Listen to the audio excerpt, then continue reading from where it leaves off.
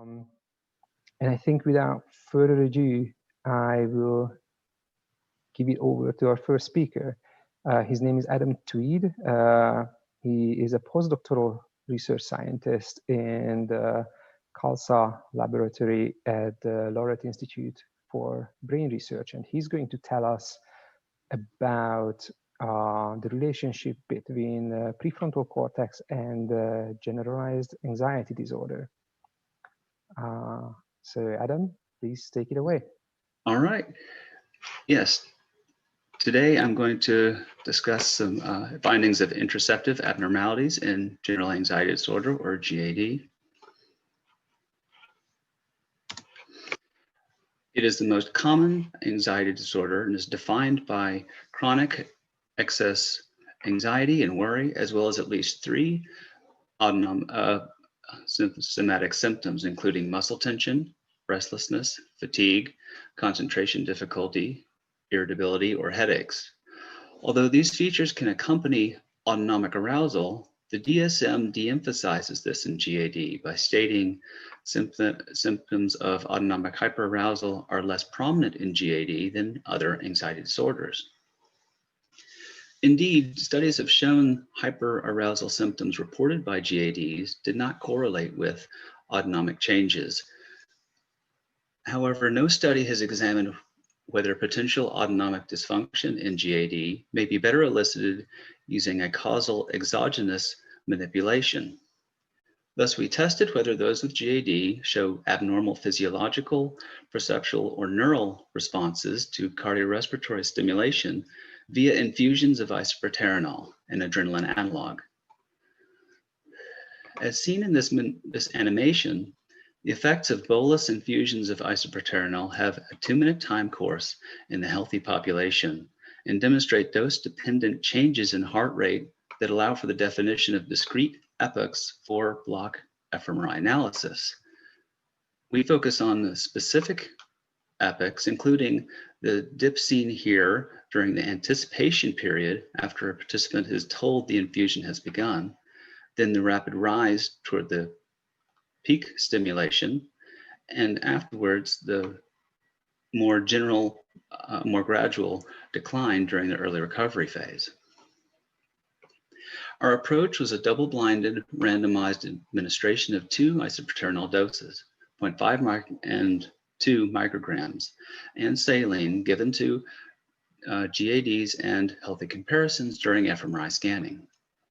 Participants rated cardiorespiratory intensity of sensations throughout the scan by rotating a MRI-compatible dial and then reporting it again post-scan, along with how anxious they felt during the infusions.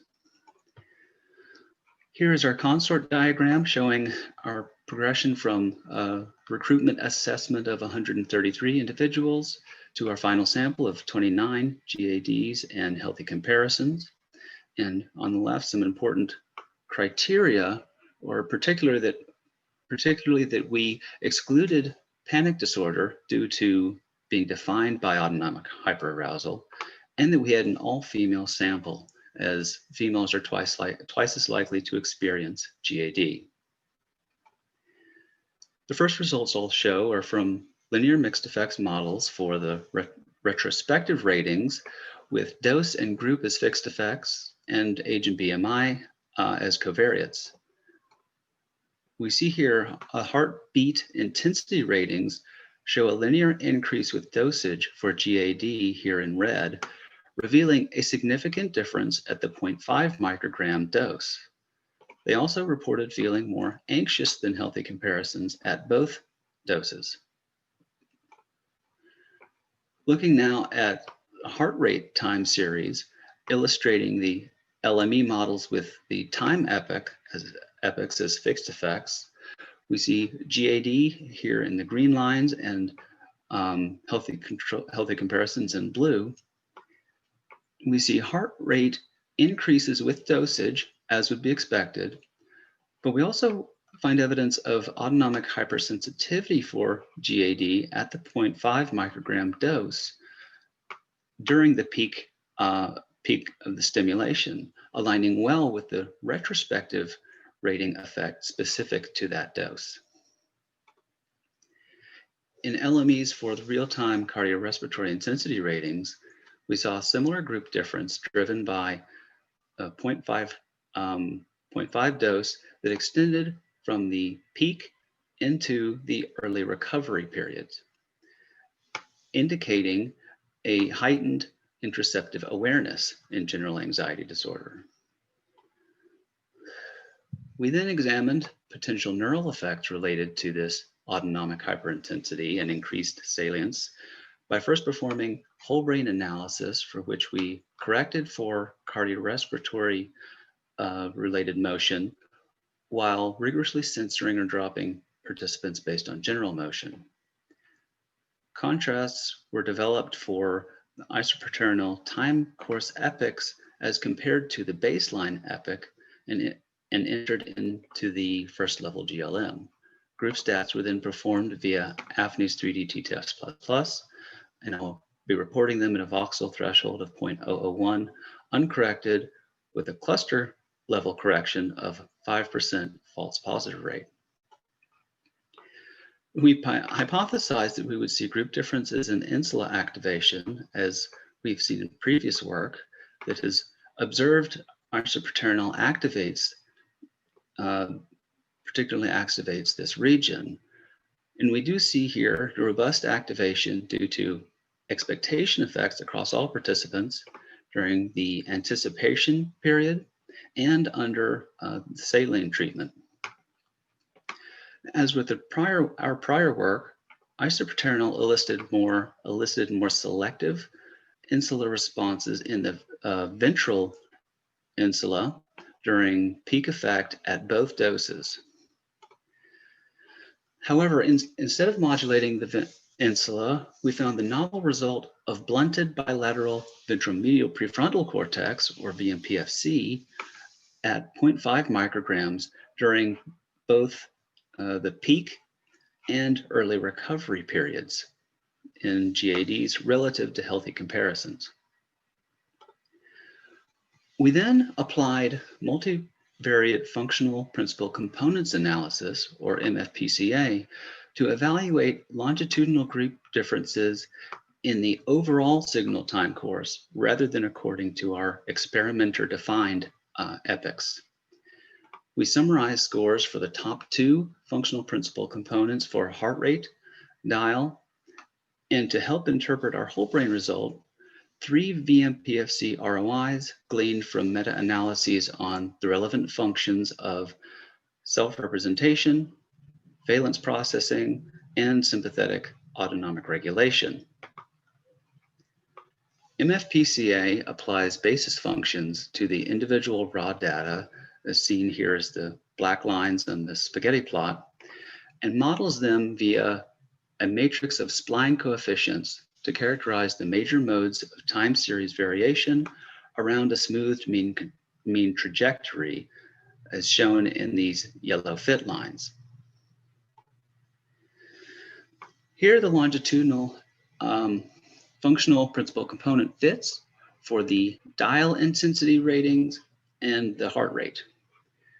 We saw effects in the LMEs only for functional principal component 1. So here I show those fit lines with GAD again in green and the healthy comparisons in blue for each dose.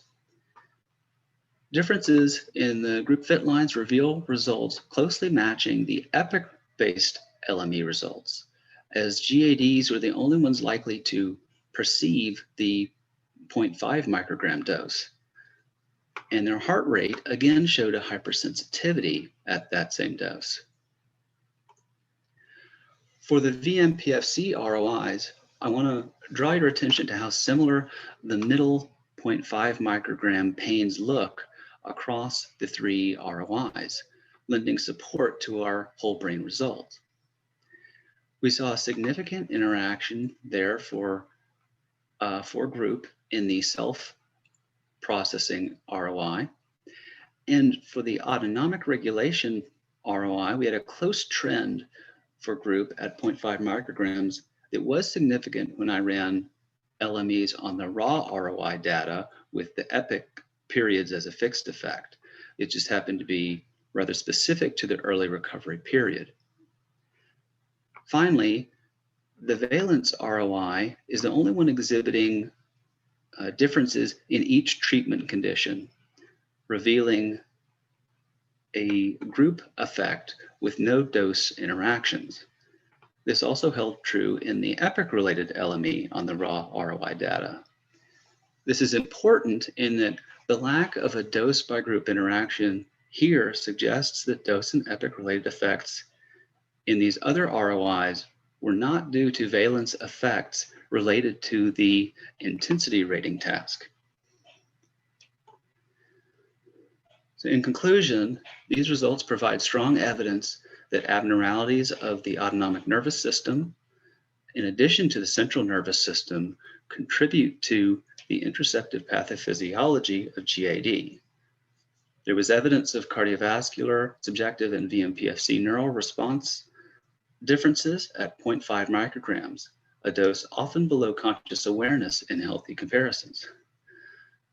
These results may indicate failure to adequately constrain autonomic arousal and/or perhaps dysfunctional self-representation of sympathetic arousal, as suggested by our ROI results. We show that the VMPFC is a novel target for understanding and potential treatment of interoceptive dysfunction in GAD. Here, my acknowledgements. We're at 12 minutes past, so I'll go ahead and end there and take any questions.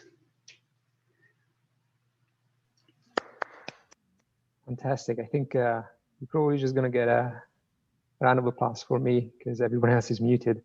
It was a great talk.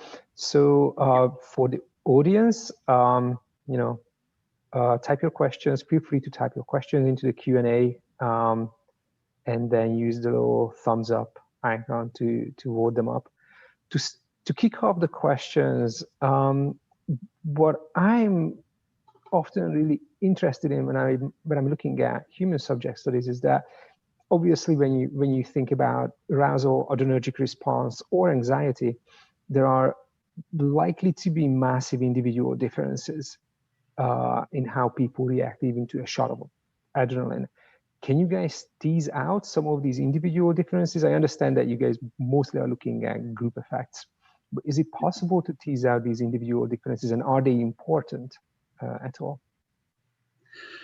I expect that, well, there are, and they are important.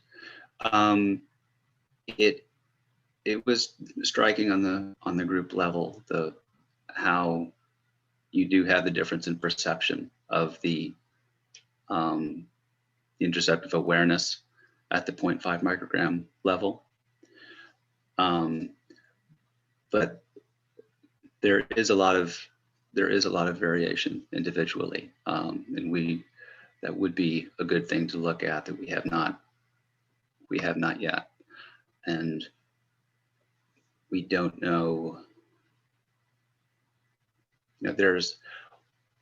We're coming in pretty specifically at targeting the afferent signal. So once you get into kind of the feedback, feed forward that may propagate, it can be a little hard to know where exactly to attack those individual differences. So that is definitely something to a good forward future direction. For sure. The other thing I was sort of wondering about, but I think maybe I will let, there's an audience question, so I will just go with that one. There's a question from Lucy Liu. In what way the ROI MFPCA complements the whole brain results from the perspective of the rationale for the PCA methods?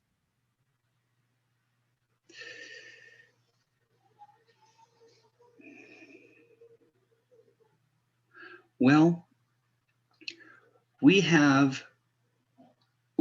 first of all, we wanted to, VMPFC does a lot of things, and we wanted to parse what the potential functions would be for a reasonable interpretation.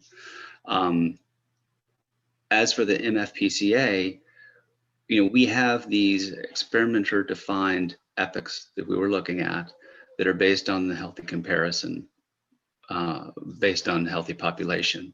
We didn't know how well that would apply to those with GAD necessarily. So we wanted to kind of take a view that is agnostic of what we had seen before and see how isoproterenol may affect the entire the shape of the time series curve. Great. All right. Thank you very much. If you